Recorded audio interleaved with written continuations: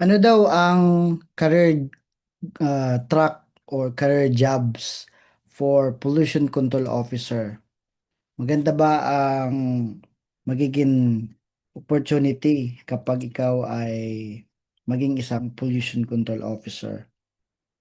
Ang sagot ko diyan ay oo dahil napaka-critical ang role ng isang PCO sa isang kumpanya. The career path for pollution control officer is diverse, masyadong malawak yan. At syempre merong ah, responsibility and accountability, especially pagdating sa strict regulatory adherence of the company to the requirements of major environmental laws. Kaya malaki ang career jobs for pollution control officer kasi halos lahat naman ng industries ay mandated to comply with Philippine environmental laws. So isa sa mga level na titingnan lalong-lalo sa isang PCO kung entry level, junior PCO. Although there's no such thing as junior PCO pagdating sa accreditation, pero pwede mong silipin siya na starting point sa mga makakausap mo, sasabihin bagong-bago pa lang ako. So you can think of an entry level junior PCO. Again, walang ganyang formal label sa PCO accreditation based on DOUT 2014-02, walang ganun. Pero yung mga bagong-bago na nagsisimula sa mundo ng pagtatrabaho, often sa mga junior PCO, yung mga bagong graduate, those new to the formal role, yung kakagraduate pa lang sa kolehiyo, magiging empleyado. So yun, junior level, entry level junior PCO. At dito, medyo light lang yung binibigay na role sa kanya. Medyo maririnig nyo minsan sa mga private industries o ikaw ang gagawin nating environmental compliance specialist. Pero junior lang, junior. Ibig sabihin, merong senior pa sa'yo na maaring siya yung nag-oversee muna ng lahat ng regulatory compliance ng company. Ikaw ay assistant niya. So kung PCO 'yon, ikaw assistant niya. Entry level, junior PCO. Minsan bibigyan ka ng o ikaw na lang ang mag-monitor, mag-collect ng data on emission, effluents, sa ating mga waste. Yan yung gagawin mo. Gawa ka ng mga routine inspection para ma-familiarize ka dito sa ating facility. You conduct routine environmental inspection and audits. Ano yung mga activities that may have negative impact to our environment. Yan yung mga light lang na mga duty. Tapos, ito ang template sa paggawa ng mga reports na yan. Ito, gawin mo tong report na to, i-prepare mo yan at i-submit natin yan sa regulatory. Nakakatulong ka sa company as entry-level junior PCO at na mag-comply ang company. So, pero very light lamang yon. Nagme-maintain ka ng mga records, data, lalong-lalo yung mga water consumption, mini-maintain mo yung records na yan. Yung mga documentation ng mga permits, sine-check mo lamang kung ito ba ay valid pa or expired na. Entry level, lalong-lalo sa mga bagong graduate ng PCO training, makikita mo, ang dami palang gagawin. So, sa entry level, junior PCO, very light lang. Yun yung career track ng isang pollution control officer. Pwede nyong sabihin na ay, kaya ko yan. So, kung kayo po ay nasa field of engineering, nasa mga science-related courses, pasukin nyo ang pollution control officer career dahil may pagsisimula din naman. So, hindi naman agad nasa mataas kang posisyon. So, entry level, junior PCO, Tapos, pag medyo nakabisa mo na ng konti yung level na yon, bibigyan ka ng promotion. Ano, pwedeng sabihin nila na mid-level na, hindi na entry level ka. Pwede ka nang gawing senior PCO, hindi ka na junior PCO. At EHS specialist. Kumbaga, hindi na lang sa environmental compliance ang specialty mo. Pwede na ring tumaas, maging na ring environmental health and safety specialist. Nadagdagan na, ano? Nadadagdagan na yung kaalaman mo kasi there's a very thin line between safety and pollution control. Kaya minsan magiging ng EHS specialist mid-level na.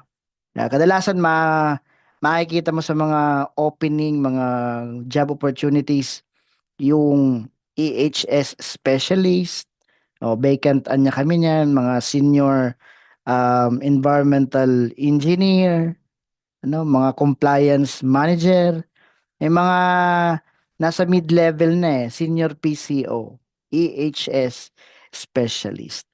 Yung siguro mga after 3 to 7 years of experience, yung role mo mag-expand in responsibility and scope. Siyempre, hindi naman forever gatas ang iinumin mo. Biglang kakain ka na ng kanin. So, 1 to 3 years, entry level, junior PCO, then 3 to 7 years sa pagiging mid-level or senior PCO, EHS specialist. At dyan, minsan, medyo pumapasok na yung full ownership. Kumbaga, sa mga environmental permits na meron ang kumpanya na ikaw ay empleyado at ikaw yung mid-level senior PCO.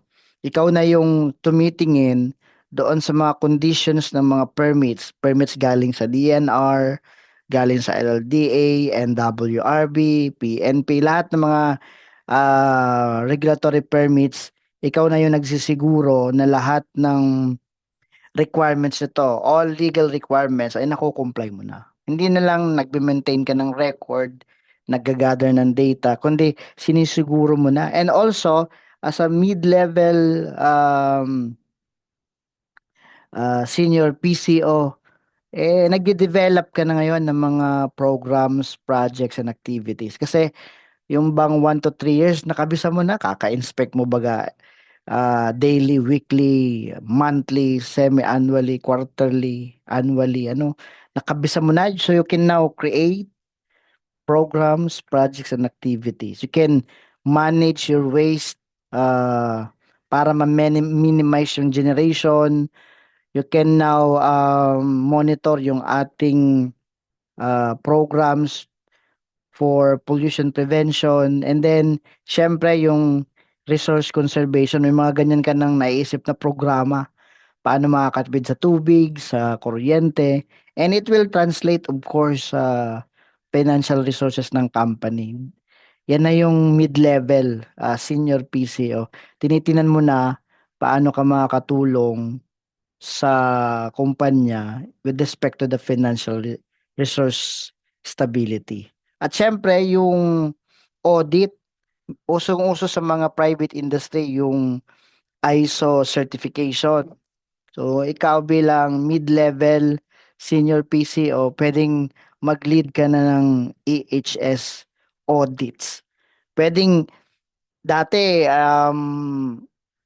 nagme-maintain ka lang ng record ng mga attendees ng orientation. Ngayon, ikaw na ngayon ang nagkakandak ng training for employees, training for plant personnel on environmental procedures. O, di ba? Malaking level na yon. Yun nga lang humarap ka sa mga tao, medyo kailangan mo na dyan ng matindi at medyo enough na experience para tumayo ka dyan na confident. At saka ang mid-level senior PCO, EHS specialist, kaya na niya mag-investigate ng mga non-compliance issues. At mula doon, Nagkakandak na siya ng root cause analysis and of course, implementing corrective actions.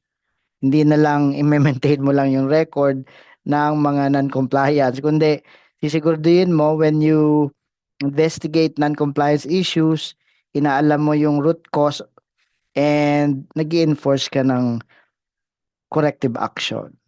Alangan naman na napabayaan na yon. At syempre, pagka halimbawa, meron mga notice of meetings, hearings, technical conference na patawag ng mga government agency sa mundo ng environmental management and pollution control, nagkakaroon ng mga notice of violation. Sino ang aatin doon? Hindi naman yung mga baguhan eh. Usually yung mga mid-level senior PCO. Kaya nagiging kang liaison with regulators, becoming the primary point for contact for environmental regulatory agencies during inspection or inquiries. Kaya it takes about 3 to 7 years para din masabing senior PCO or mid-level na. At syempre, sa pagiging senior PCO, na-establish na dyan yung experience mo sa mundo ng pollution control and environmental management. At saka excellent na dyan ang communication, style mo, yung communication and interpersonal skills na-establish na yan dyan. Meron ka na ring strong project management and problem solving skills. At syempre, may in-depth knowledge on environmental management system. Lalong-lalo yung international standard ISO 14001. So napakahalaga na may malalim ka na dyan na knowledge. At syempre, panghuli, yung ating management level. Bilang PCO, nagsimula ka naman sa maliit, entry level, papasok ka ng mid-level, at ito ngayon, yung sa ating management level.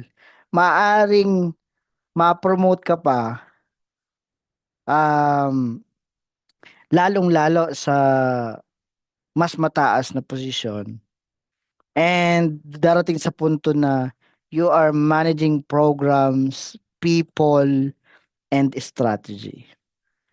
Very high level. Bilhin mo tao na yung hinahandle mo. You are now managing a team of EHS specialists and PCOs. Kaya maganda ang track ng isang pollution control officer.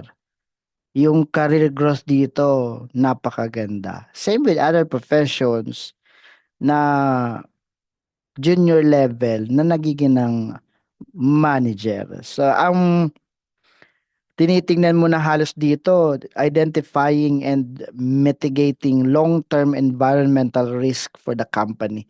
O, 'di ba pagka ikaw na ay nasa management level, yan na yung iniisip mo, yung mga risk, you are now identifying long-term environmental risk. At syempre, mini-merge mo na ngayon yung environmental management with health and safety and corporate social responsibility.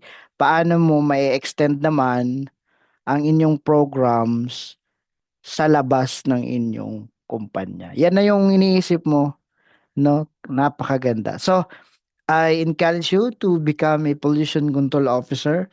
3 ways lang para maging pollution control officer. Number 1,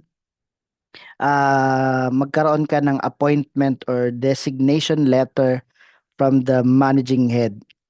Managing head, the highest executive officer of the establishment. Number 2, you attend the basic PCO training course as mandated by Section 6 of DAO 2014-02 or the revised guidelines for PCO accreditation. At ang pangatlo, magkaroon ka ng accreditation, official accreditation from DENR Environmental Management Bureau Regional Office. So, magkakaroon ka ng Certificate of Accreditation signed by the Regional Director of DNR, Environmental Management Bureau, Regional Office. At sa ganyang paraan, magsisimula ka na ngayon as Junior PCO, entry level.